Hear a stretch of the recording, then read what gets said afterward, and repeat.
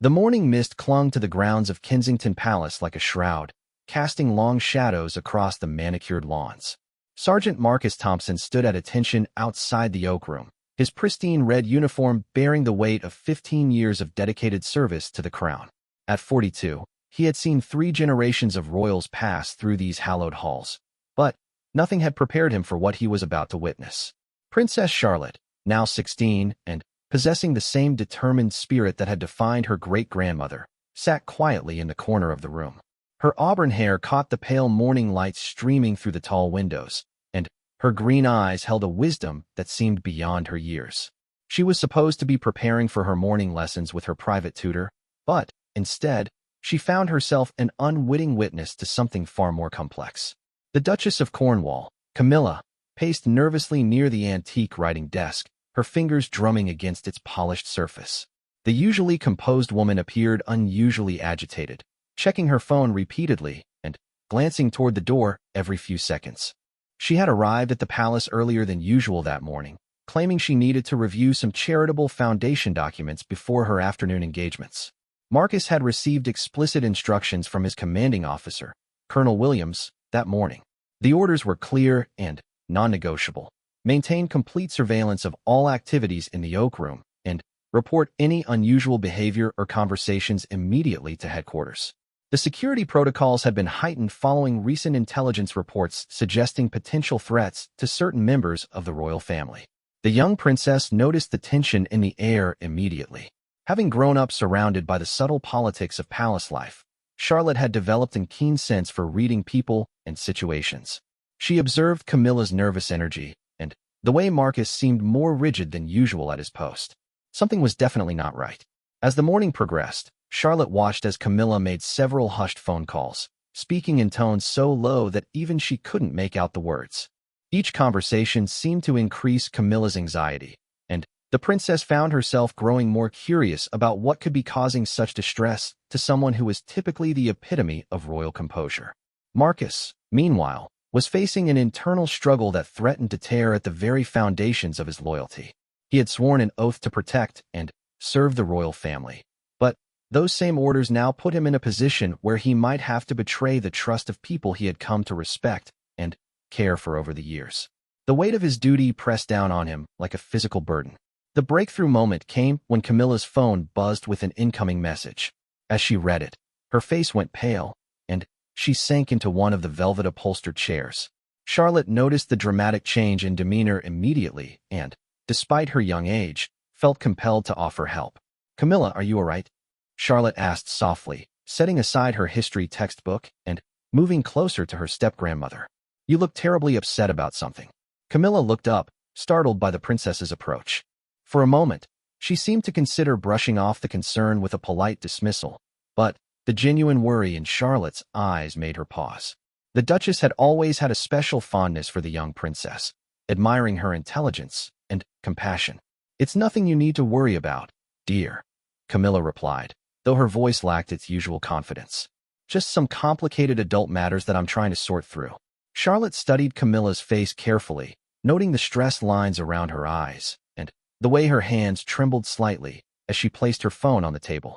The princess had inherited her father's intuitive nature and could sense that this was far from a simple matter. "Sometimes talking about complicated things can help make them less overwhelming," Charlotte offered gently. "I know I'm young, but I'm a good listener, and I understand more about family pressures than most people realize." Marcus watched this exchange with growing unease. His orders were to report everything, but he found himself torn between his professional obligations and his personal feelings about the family he had sworn to protect. These weren't just assignments to him anymore. They were people he genuinely cared about. Camilla glanced toward Marcus, suddenly, remembering his presence in the room. The realization that their conversation was being monitored sent a chill down her spine, but she also noticed something in the sergeant's expression that gave her pause. There was conflict in his eyes, a struggle between duty and conscience that she recognized all too well. "Perhaps we should discuss this somewhere more private," Camilla suggested carefully, but Charlotte shook her head. "Sergeant Thompson has been protecting our family for years," the princess said with the confidence that came from her royal upbringing. "If there's something threatening you or our family, shouldn't he know about it so he can help protect us?" The innocence and logic of Charlotte's statement hit both adults like a revelation. Here was a 16-year-old girl who understood the fundamental purpose of their roles better than they did in that moment. Marcus felt the weight of her trust, while Camilla realized that perhaps honesty, rather than secrecy, might be the better path forward. Camilla took a deep breath and looked directly at Charlotte. What I'm about to tell you is extremely sensitive, and I need you to understand that this information could have serious consequences for several people if it becomes public knowledge. Charlotte nodded solemnly, understanding the gravity of the moment. I promise to keep whatever you tell me confidential unless someone's safety is at risk. Marcus found himself leaning slightly forward, despite his training telling him to maintain professional distance.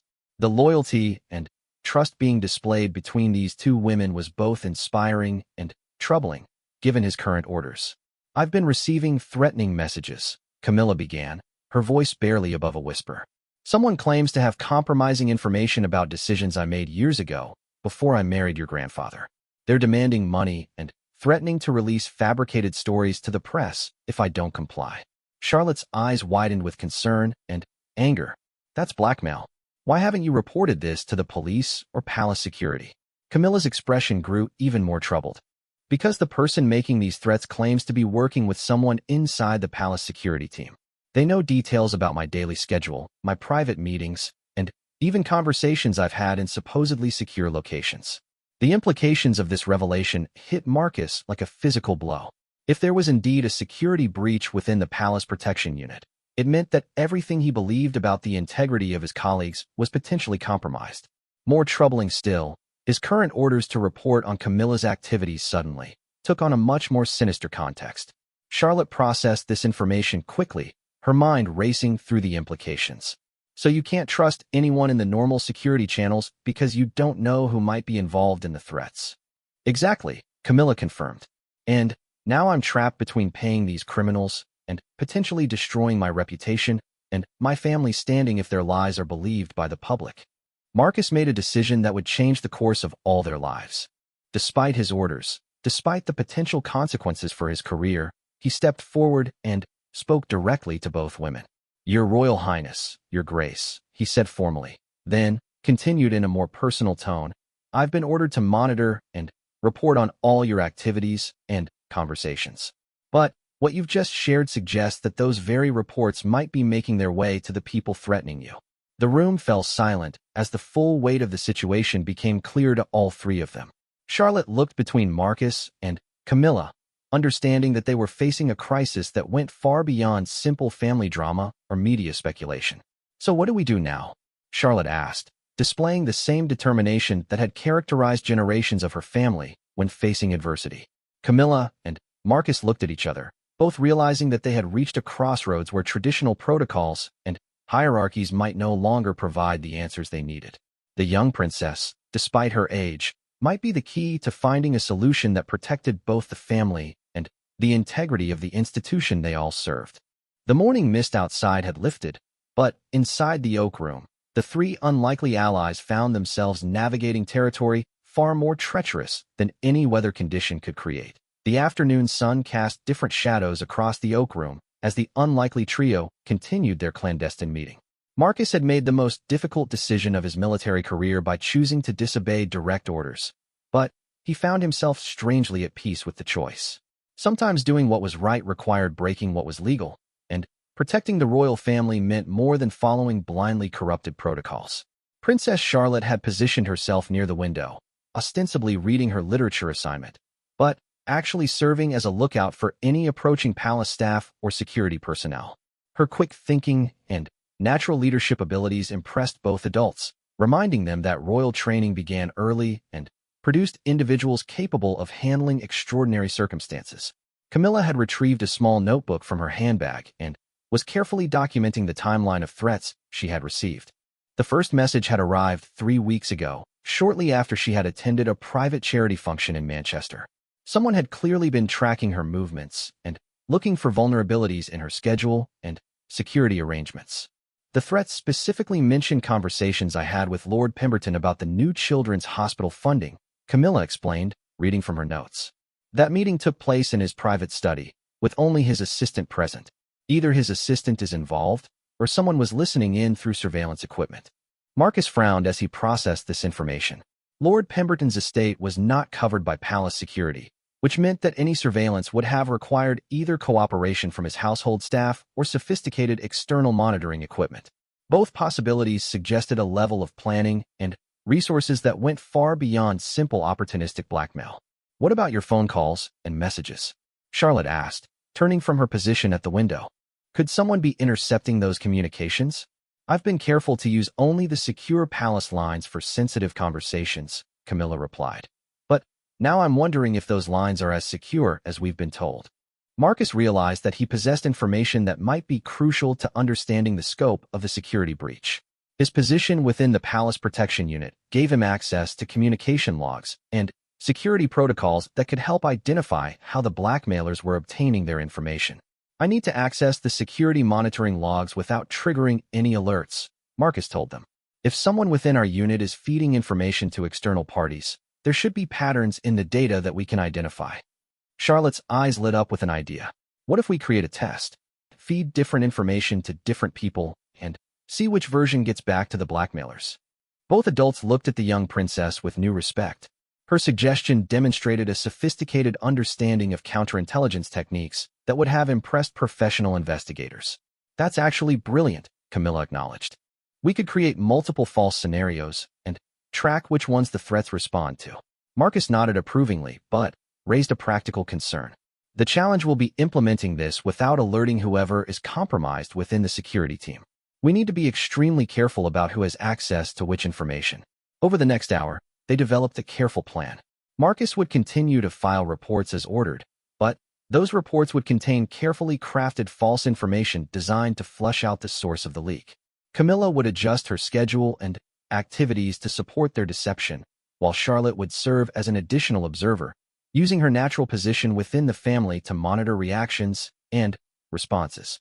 The first test would involve Marcus reporting that Camilla was planning a private meeting with her financial advisor to discuss liquidating assets for the blackmail payment. This false information would be included in his evening report, and they would monitor whether the blackmailers responded with increased urgency or demands. "We need to be prepared for the possibility that this goes much deeper than one corrupted security officer," Marcus warned them. "If organized criminals have infiltrated palace security, they might have connections to media organizations, political opponents, or even foreign intelligence services." Charlotte absorbed this sobering reality with the composure expected of her position. Despite her youth, she understood that being born into the royal family meant accepting that her life would always be subject to extraordinary risks and responsibilities. As the afternoon progressed, they refined their strategy and established communication protocols that would allow them to coordinate without triggering suspicion. Camilla would continue her normal schedule, but would wear a specific brooch on days when she needed to signal that she had received new threats or communications from the blackmailers. Marcus would use his position to gather intelligence on his colleagues, looking for any signs of financial stress, unusual behavior, or unexplained changes in lifestyle that might indicate someone was receiving money from external sources. The challenge would be conducting this investigation without arousing suspicion from his superiors or fellow officers. Charlotte's role would be to serve as an early warning system, using her access to family communications and social events to monitor for any signs that their investigation was being discovered or that the threats were escalating beyond Camilla's situation. The young princess also suggested bringing her brother Prince George into their confidence, but Camilla and Marcus agreed that limiting the number of people involved was crucial for maintaining security. The fewer individuals who knew about their operation, the lower the risk of accidental disclosure or additional compromise. As evening approached, they prepared to implement their first test. Marcus excused himself to file his daily report, including the false information about Camilla's supposed plans to liquidate assets. The tension in the room was palpable as they realized they were crossing a line that could not be uncrossed. "Whatever happens," Charlotte said quietly as Marcus prepared to leave, "we're doing this to protect our family and preserve the integrity of the institutions we represent. That has to be worth the risks we're taking." Camilla reached over and squeezed the young princess's hand. "Your great-grandmother would be proud of your courage and wisdom. This is exactly the kind of leadership our family needs in difficult times." Marcus paused at the door, looking back at the two women who had fundamentally changed his understanding of duty and loyalty in a single afternoon. I'll file the report within the hour. If our theory is correct, we should know by tomorrow whether someone is using my communications to feed information to the blackmailers." After Marcus left, Camilla and Charlotte sat in contemplative silence for several minutes. The weight of what they had set in motion was beginning to sink in, along with the realization that their actions could have consequences far beyond their immediate situation. "Are you frightened?" Camilla asked the young princess. Charlotte considered the question carefully before answering. "I'm nervous about the unknown aspects of what we're facing, but I'm not frightened of doing what's right. My father taught me that being royal means sometimes making difficult choices that others can't or won't make." That evening, as Marcus filed his report containing the false information, each of the three conspirators went about their normal routines while internally preparing for whatever response their test might generate. The next 24 hours would either confirm their suspicions about the security breach or force them to reconsider their entire approach to the crisis. The palace settled into its usual evening rhythm, unaware that three of its inhabitants had begun a dangerous game that would test the very foundations of trust and loyalty that held their world together. The stakes had been raised, and there would be no going back to the simpler time when following orders was the same as doing what was right. The response came faster than any of them had anticipated. By 10 o'clock the following morning, Camilla had received a new message from the blackmailers, demonstrating knowledge of the false financial meeting that Marcus had included in his report less than 15 hours earlier. The speed of the communication confirmed their worst fears about the security breach while also proving that their investigation strategy was sound. Princess Charlotte was the first to notice Camilla's distress when she entered the morning room for breakfast. The Duchess was holding her phone with trembling hands, her face pale with a mixture of vindication and terror. Their test had worked, but the implications were more serious than they had hoped. Marcus arrived for his morning shift already knowing what they would discover. He had spent most of the night analyzing communication logs and cross-referencing the timing of various reports with subsequent blackmail messages.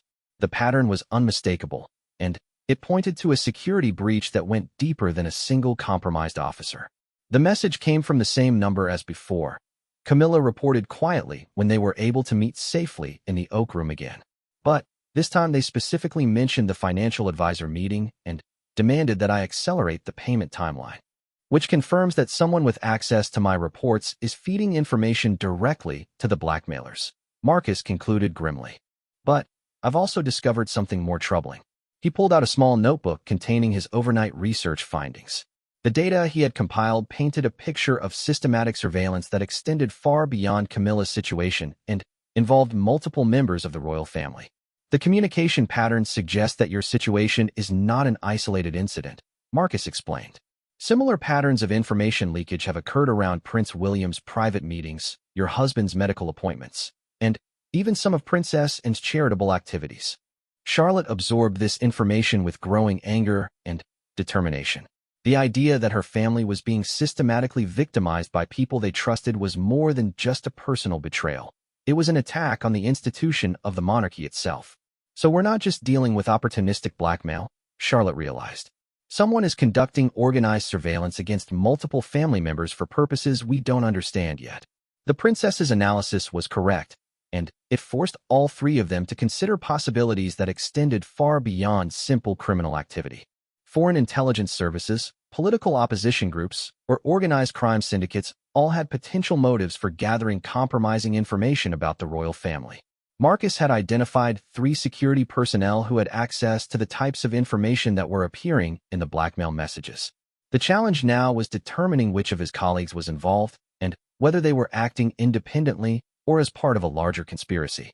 "I need to set up additional tests with more specific information," Marcus proposed. "If I can isolate which officer has access to which types of data, I can narrow down the source of the leak." Camilla nodded agreement, but raised a practical concern. "We also need to consider how we're going to handle this information once we identify the source. We can't simply ignore what we've discovered, but exposing it could have serious consequences for palace security and public confidence in the monarchy." Charlotte had been quiet for several minutes, processing the full scope of what they had uncovered. When she finally spoke, her words demonstrated a maturity and strategic thinking that impressed both adults. "We need to consider that there might be people in positions of authority who already know about these security breaches and are either unable to stop them or unwilling to act," she said carefully. "If we're going to expose this, We need to be sure we're reporting to someone who isn't part of the problem. This possibility had occurred to Marcus as well, but hearing it articulated by the young princess made it impossible to ignore. If the corruption extended to senior levels of palace administration or security leadership, their investigation could place all of them in serious danger. Over the next several hours, they developed a more sophisticated approach to their investigation. Marcus would continue gathering evidence while maintaining his normal duties, but they would also begin documenting everything they discovered in a way that could be presented to external authorities if necessary. Camilla suggested involving her personal solicitor, who had security clearance and could provide legal advice about their options for reporting their findings. Charlotte proposed that they also consider reaching out to her father, Prince William, but only after they had gathered enough evidence to present a complete picture of the situation. The breakthrough came 2 days later when Marcus was able to confirm the identity of the security officer who was leaking information.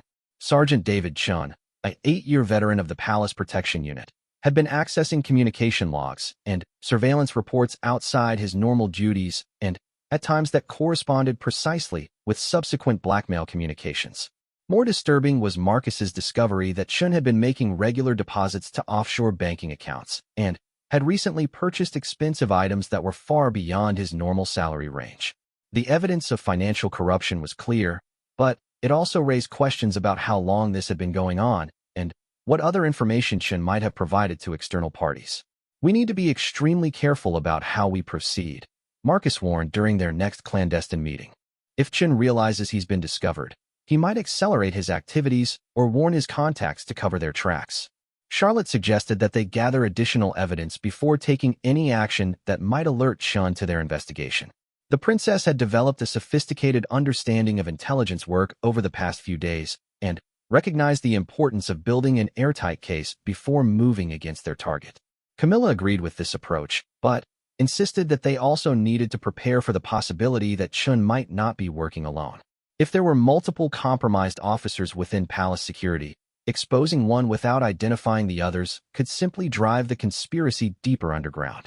The final piece of the puzzle came when Marcus was able to access Chen's communication logs and discovered that he had been in regular contact with a known organized crime figure who specialized in information brokerage and extortion schemes.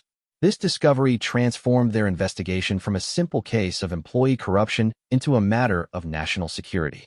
We're no longer dealing with opportunistic criminals, Marcus reported during their final planning meeting. Chen has been working with a sophisticated criminal organization that specializes in gathering compromising information about high-profile individuals and institutions. The implications of this discovery were staggering. If organized crime syndicates had successfully infiltrated palace security, they potentially had access to information about the royal family's movements, personal relationships, financial arrangements, and even state security matters. Charlotte made the final decision about how to proceed. Despite her youth, her position within the royal family gave her a unique perspective on the balance between family privacy and institutional security. "We have to report this to my father and grandfather immediately," she declared. "This isn't just about protecting Camilla from blackmail anymore. This is about protecting the integrity of the monarchy and national security." Marcus and Camilla agreed, recognizing that the scope of what they had discovered required intervention at the highest levels of both the royal family and government security services.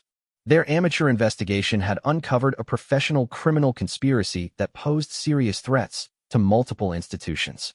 The following morning, Princess Charlotte made a request for a private family meeting that would change the course of palace security forever. As she prepared to reveal what they had discovered, she reflected on the strange journey that had brought them to this point. A simple observation about Camilla's distress had led to the discovery of systematic criminal infiltration of royal security. Marcus's decision to choose loyalty over orders had made their investigation possible, while Camilla's courage in trusting them with sensitive information had provided the foundation for their success. "Camilla, I won't tell," Charlotte had promised at the beginning of their adventure, but now she understood that some secrets were too dangerous to keep. Sometimes protecting the people you cared about meant revealing the truth, even when that truth was more complicated and dangerous than anyone had imagined. The investigation that began with a worried step-grandmother and a conflicted security officer had evolved into something that would reshape how the royal family approached trust, security, and the delicate balance between privacy and protection in the modern world.